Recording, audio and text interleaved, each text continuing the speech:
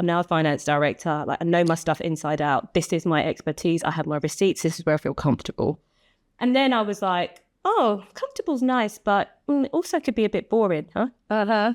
So like maybe about 7-8 years ago, like my whole strategic plan for my life, because I'm, a bit obsessed with fell apart. And I was like, okay, so what does that mean? Because like structure doesn't guarantee security. Structure doesn't guarantee results. Like structure is fantastic, but it doesn't allow like the fun and the play. And then I was like, okay, so what are we going to do here? Like we need to inject a bit more flow into life. And so from that point, I moved out of finance. I went into commercial. Like I started a whole new track.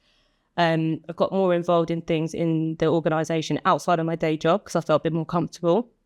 Because also I was quite senior. I had a lot of responsibility. I had a lot of influence. And I think like I was always the outspoken person, but obviously when you climb the organisational ladder, you've got to be very smart about how you do things. And so I got to a certain point, I was like, nah, this is enough now. Like now it's time for me to use my voice properly. And lots of people were looking at me as like one of the most senior Black women in the aviation industry in the UK. Like I had loads of power. And then I was like, no, I don't.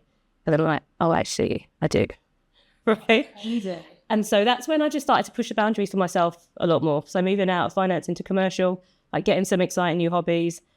And the reason I mention poker is people don't, like, I don't think people might look at either of us and think, oh, you're poker players. But like, also, like, you're a chess champion, like, you're an international chess champion. And I'm like, oh, wow. And I just think it adds like a little dynamic.